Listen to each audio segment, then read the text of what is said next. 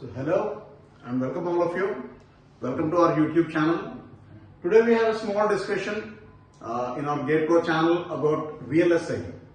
How to enter into this field, who should enter into this field, and what are the ways in which you can acquire jobs in it. In what ways or what sort of jobs you are likely to get when you get into this field, and how do you enter into this field? That's a major discussion here. Who should enter into this? So VLSI courses and jobs, how to enter into this field, that's the discussion. And obviously I think the first question is, why is VLSI so much in demand? The question is, what's the reason for VLSI being so much in demand? What makes this chip, very large scale integration technology so popular? Why is this chip based technology, integration of circuits, why is this very large scale integration so popular?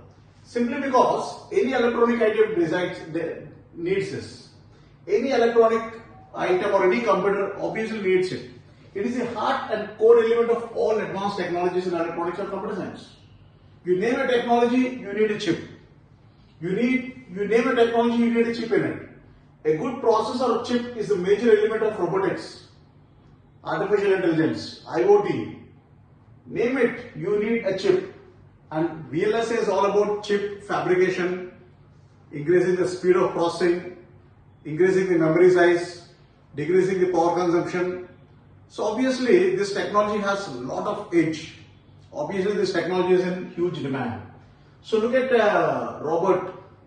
Everywhere you need excellent chips in it. Everything is microcontroller, microprocessor. Everything is about processing. So obviously it needs VLSI. Artificial intelligence and processing speed needs VLSI. Obviously IoT, putting on devices onto net, obviously needs VLSI. So all these techniques, all these technologies are totally completely based on VLSI. That's the reason they're in huge demand. Look at a supercomputer what is Titan. Obviously needs a chip. So that is the reason why VLSI is in huge demand. Now who are all eligible to be a part of this revolution? Who all can be a part of this revolution? I mean, who can actually be involved in these jobs? Anybody with a flair for learning new things, but having some background with electronics degree, should have a good basics of semiconductor devices, digital electronics, CMOS technology, basic IC fabrication. Anybody having these basics, they are automatically eligible. So anybody having these basics of digital IC fabrications, that means something you should have learned about your core subjects in BTech. You could not have ignored your core subjects in BTech and try to aspire to become a huge VLSI expert. It's not just coding, but it is core subjects that are more important here.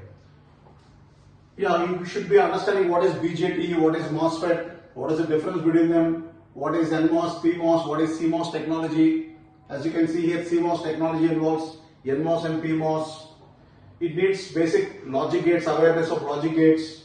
It needs your understanding of AND gate, OR gate, multiplexers, all these digital technologies, chips, fabrication, basic IC, principles of fabrication, all this you are expected to have a minimum idea about.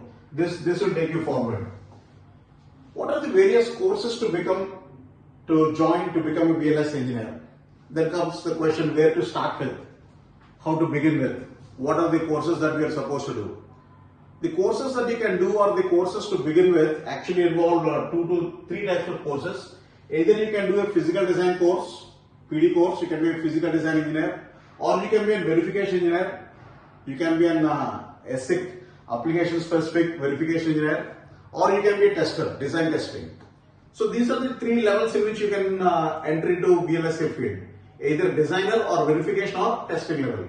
So the courses also suitably go with the same name, physical design course, or it can be called as design verification, or a more advanced one called as UVM, Universal Verification Methodology, UVM experts, or you can be a tester there, design for testability, DFT test. So these are the courses that you have got. Then comes the next thing. Can I do an online NPTEL, or can I do an online Udemy or some course and enter into this field? Obviously they give you very good knowledge, no doubt they give you very good theoretical knowledge, but their placement scenario is poor. I mean, they can't really help you in placements. Their hands-on experience is also very negligible. Can't give you much of hands-on experience. because you have to work with the tools, cadence tools, Xilinx tools, So their ability to give you some tools is also very important, very negligible. I don't think you can have an exposure to these tools if you do online courses. Then of course access to the EDA tools, as I was telling you, hands-on experience, placement assistance, this will be missing. Otherwise, knowledge-wise they're good. Theoretically they give you good knowledge, but practically when you have to do a project, you should be involved with some project. You should have been actually handling some practical project so that it is more comfortable for you when you join a job or when you go for some interviews. You should have done some project actually. That's very important. So that's how you should be learning design layout tools. A typical IC being fabricated on the system. When you are doing the first back-end study of it, so these tools should be important. You should have done some Cadence, AMD Linux, Xilinx, or Synopsys, ANSYS. These sort of tools are important. You should work with those tools. Then, what is the best entry channel into the field of VLSI?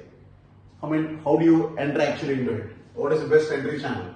Obviously, doing an MTech, MS or PhD from a reputed NIT or IIT is a very good entry path, where you have exposure to the projects, where you are actually handling things, where you have seen some live projects happening. So I think MTech from a reputed NIT or IIT. Now again, don't do this MTech from a regular university or from a regular college where they don't have much tools and where they give you a degree but not the required knowledge. Do it from where you are associated with the project, where you have been assigned with some project and some live happenings there. That's very important. Or you can go for a 3 to 4 months course from a reputed private organization, any private coaching place where they give you all the assistance for placements, for projects, where they give you hands-on experience with the project, where they are themselves doing some projects or where they are themselves involved with some sort of a company. Those things if you do, it's much comfortable and much easy. So these are the 2 best channels that you can enter into. What are the terms or words that you are expected to know in this field? What are the words that you actually expected to know, or what are the words that you come out actually with when you finish your course? Application specific IC, ASIC, field programmable gate array, registered transfer level, RTL. These are the words that you will be familiar with when you come out. HDL, VHDL, Verilog, hardware description language, system on chip, electronic design, automation. These are the words, if you are comfortable, it means that you know something about VLSI. These are the basic words that we actually use rather than much advanced words. So these are some of the things I thought you should be learning about VLSI. The summary of this entire discussion is, if you want to go into VLSI field, you should have your basics right in your BTech. You should have your electronic subjects basically done first. After doing those electronic subjects fundamentally right, if you've been perfect in them, then you can do an advanced course, or you can do some sort of an MTech, or you can do a proper MTech in a proper IIT or NIT where there are projects. That's the best path for VLSI. Otherwise, the shortcuts involve taking a course, 3 to 4 months course, and don't be cheated with those courses, because there are a lot of courses where they don't give you any placement assistance. Do it from somewhere where there's a placement assistance or some sort of a guidance for you. That's actually what I wanted to tell you, that's all. So thank you students for patiently listening to this. Do follow us, subscribe to our channel, do follow for more updates. We do actually generally situations concerned with GATE and GATE exam, but sometimes for guidance sake we are doing such videos also to guide electronic students or electrical students to what best path they've got. What are the best paths they've got to shine in the core areas. So see you soon with the next video students. Goodbye, do like, share and subscribe. Subscribe to our channel, don't forget.